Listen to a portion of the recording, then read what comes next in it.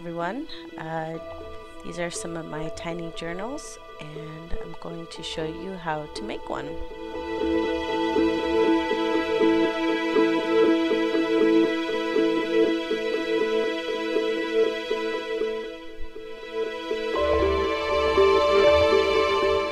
So for this book I used Tim Holtz stitch. Pretty easy there.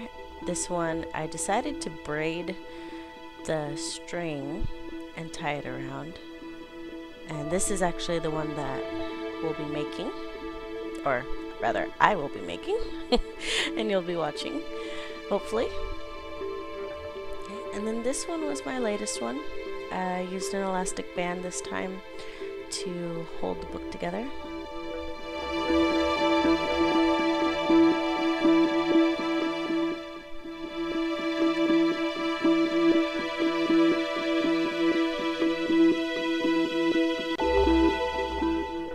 Okay, so first to make it, we need Nerds boxes.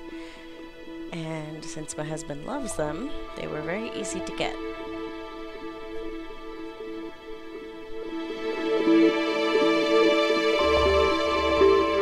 So it doesn't matter really what you cut first. Here I'm just cutting off the flaps, but you can open it up first and then cut it. It's really to your preference.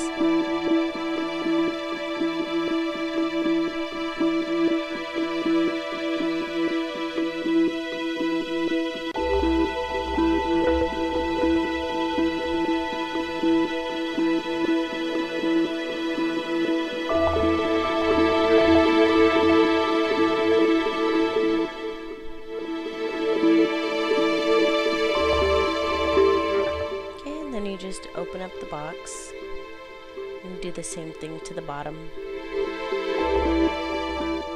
cutting off those flaps.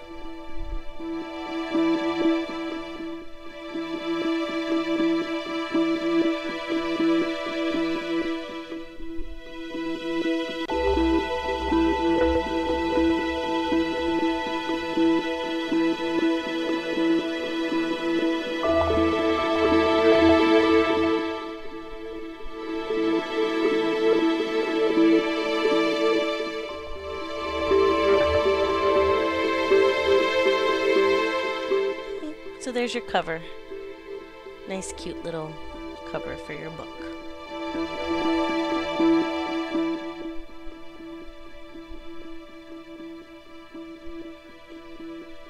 So here's some of the paper that I'm using.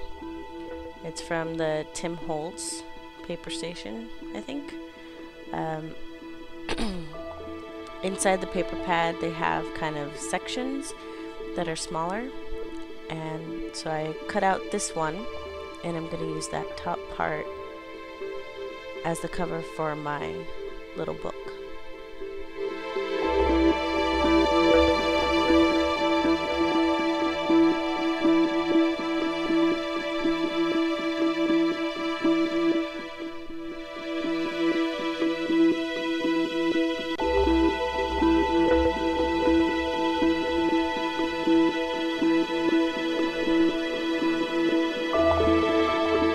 Then you cut the cover into 3 sections, separating the flaps from the spine.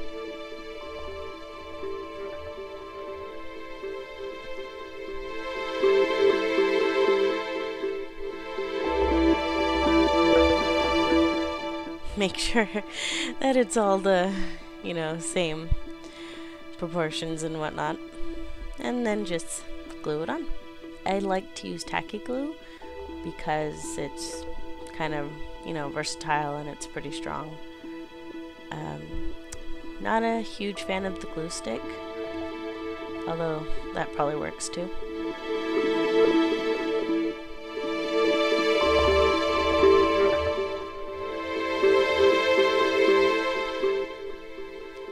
As you can see, I'm not that big on measuring usually, so I'm just kind of eyeballing it, giving myself a little bit of space for when I fold it over.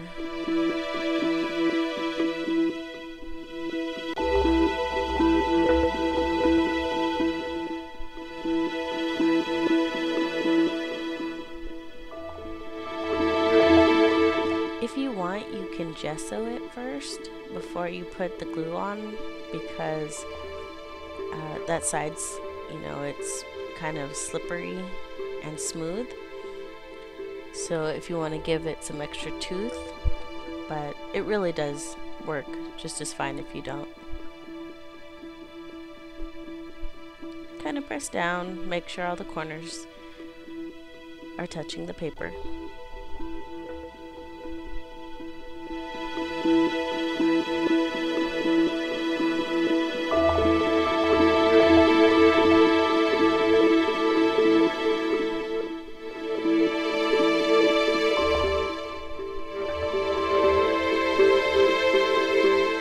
Okay, and then just set it on the side.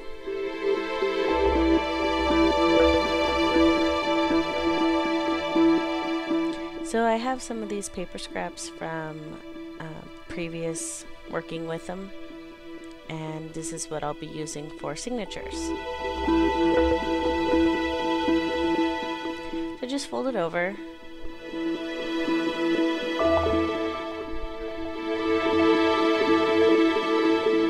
Now I know I said I wasn't big on measuring, and I'm really not. But for this one, I guess I kind of felt like I had to.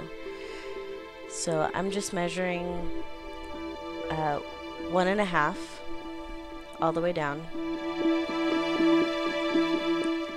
And I realize I'm moving like the entire paper and ruler. Smarter people than me can just, you know, mark off each 1.5 inches.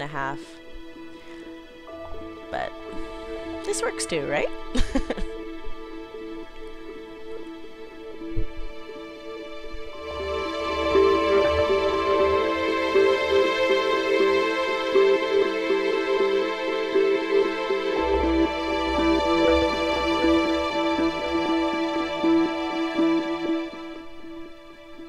Then I realized I still need to measure out the bottom.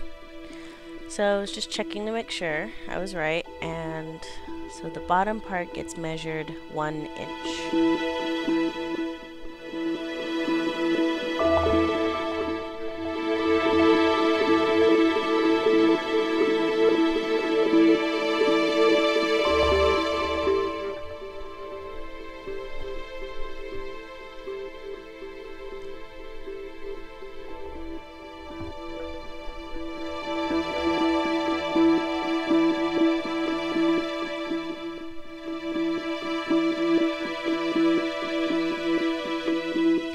Now I'm marking it actually just a little bit past 1 inch so that when I cut it, it will be 1 inch. And this is because I use scissors to cut my paper. Excuse me. I'm sure most people have paper cutters, and that would work perfectly. I don't have a paper cutter, so I use my scissors.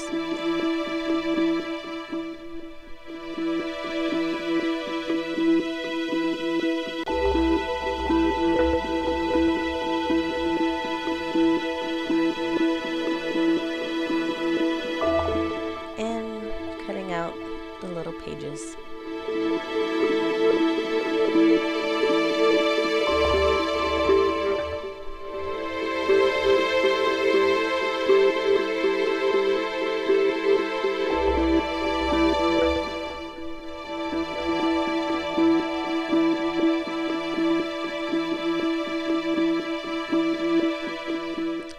Tuck them all in.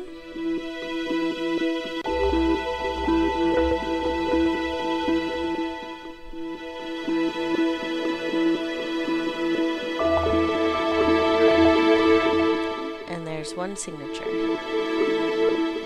Pinch it in the middle, make sure the papers get in as far as possible.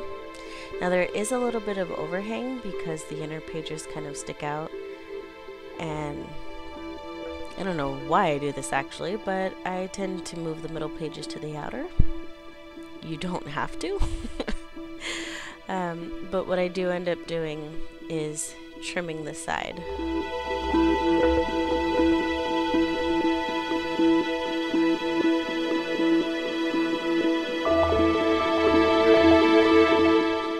so they're all a little more even.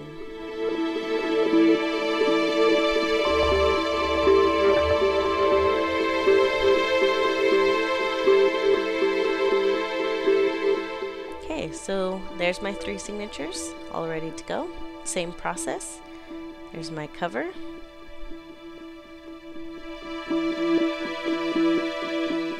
Now here's where I really don't measure, I just kind of eyeball.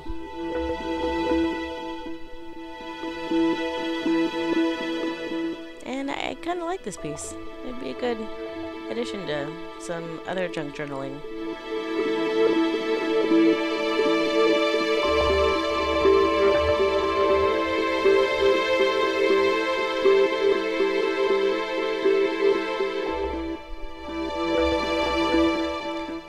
Too big of a lip because I don't want it to be too bulky, but I of course do want it to be thick enough that it actually does fold over. And then trimming off the corners.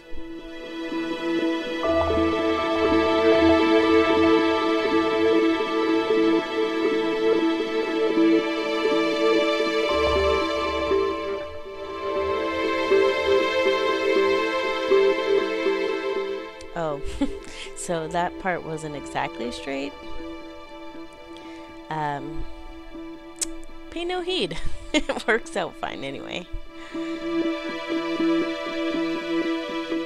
So cutting out some triangles on the corners where the spine is.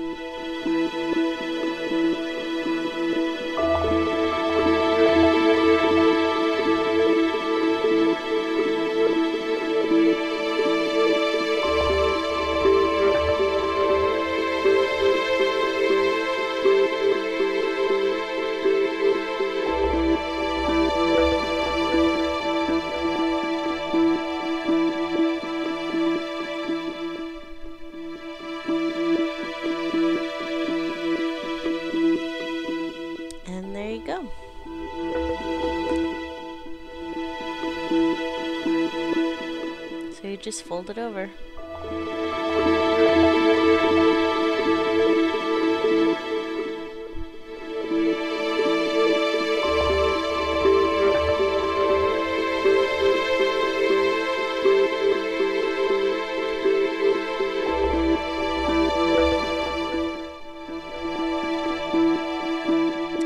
I was looking for my bone folder, and that's why I had raised my hands up like that, because I couldn't find it, and then all of a sudden there it was right next to me.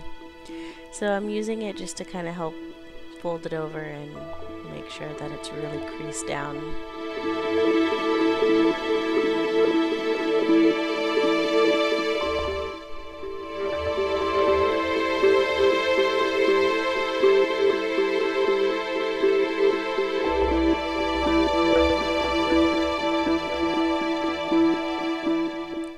Gluing down the flaps.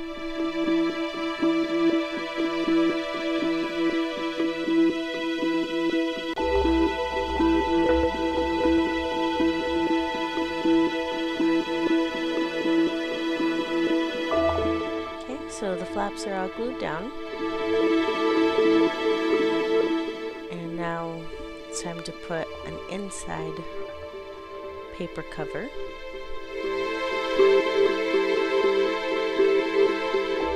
Using another scrap that I'm not really measuring out or anything, just kind of eyeballing it again.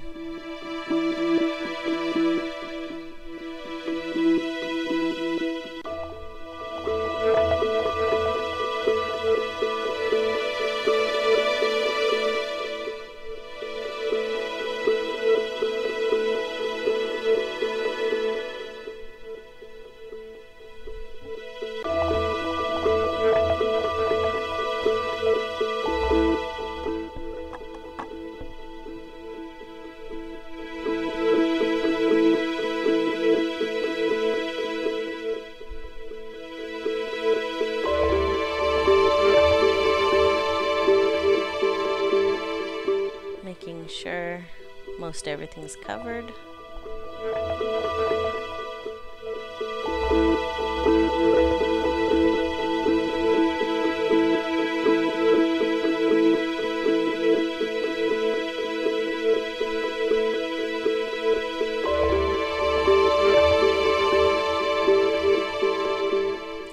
gluing it down.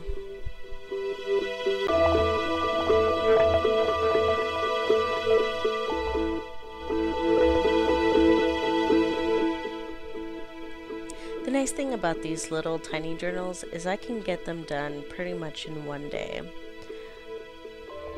Unlike most of my other stuff, because what with kids and part-time job, I'm pretty busy, and it's a miracle I even have a moment right now to actually record some audio to this. But that's one of the things that I really like about these tiny journals, is it actually doesn't take too much time to make, at least once you get past the first couple ones, and it gets easier once you know the steps. So smoothing out my inner cover.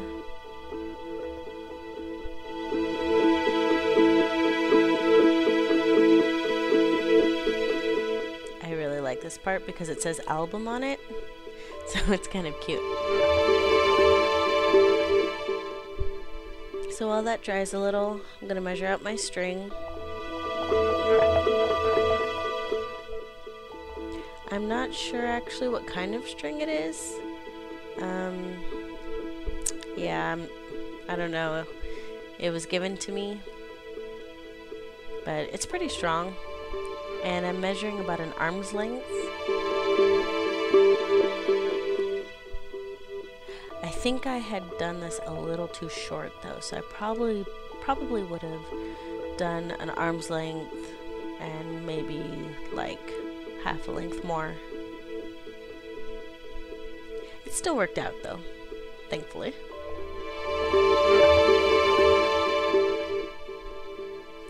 Okay, so now that it's mostly dry, use my bone folder to fold in the flaps.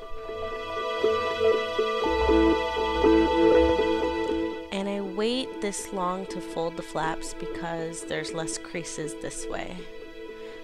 My first tiny journal, I didn't do it like this.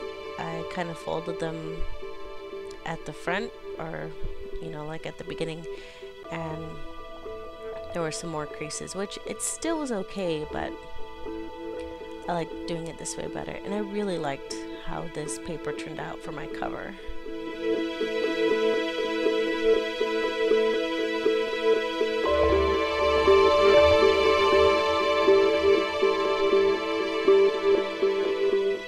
And then you get your fat old thrift store bought dictionary and your estate sale bought awl, or as my husband likes to say, ice picker. You decide. And I'm not actually doing any measuring here. I'm just kind of finding the center.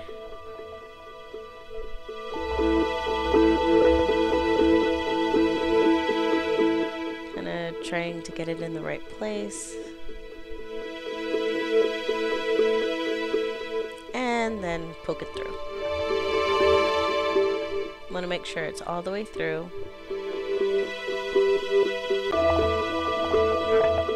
And that the hole is free of the paper.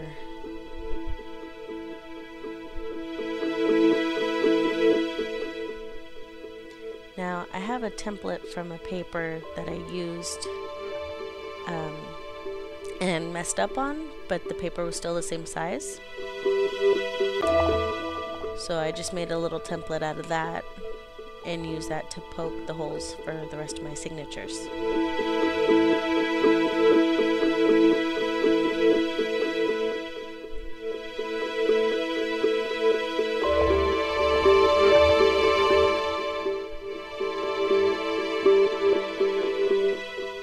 Again, making sure it's all through.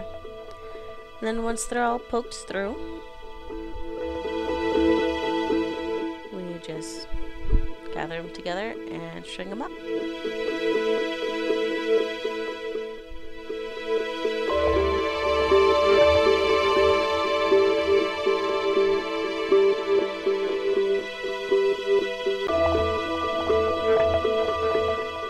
So I'm using a kind of a fattish needle. It's not very sharp, I mean, it's still sharp, it's a needle, but it's pretty thick at the end. And you want to string it from the back to the front.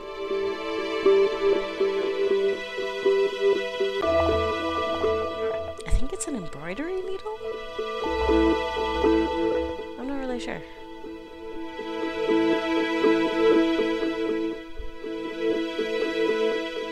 And then once they're all strung, it's time to string it through the spine. So in this case, because I have only the one hole in the spine, I'm stringing both ends of the string through the needle and then through the spine.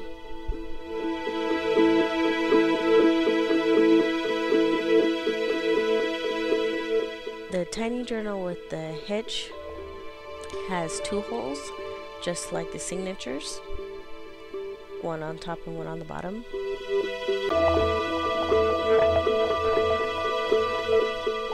And this one just has the 1 hole.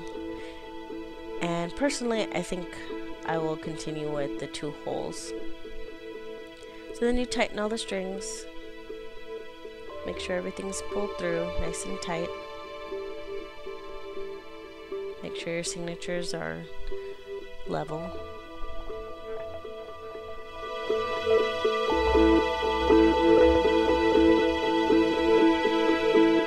Okay, and then there's a string and I just braided it.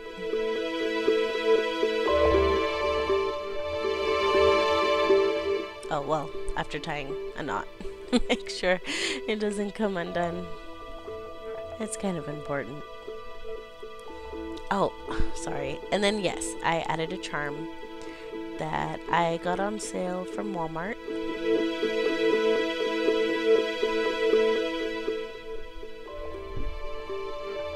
This is before I braided the string, by the way.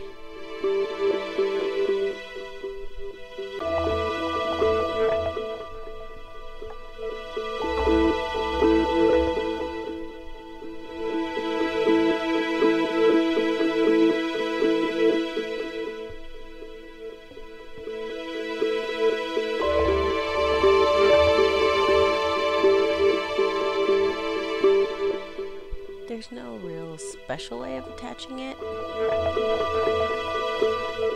So just in through one, tie a knot. And good to go. Well, tying another knot actually.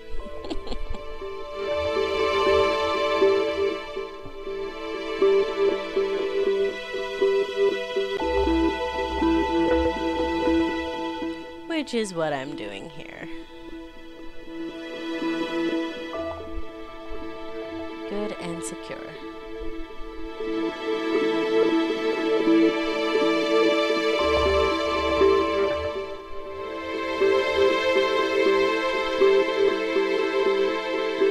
Okay, now I've braided the string. Tie a knot at the end.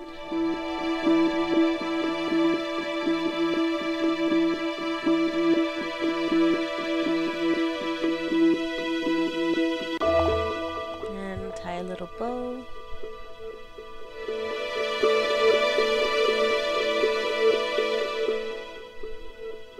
It's really not that difficult. And there it is. A cute little tiny journal. Hope you like it, and thanks for watching.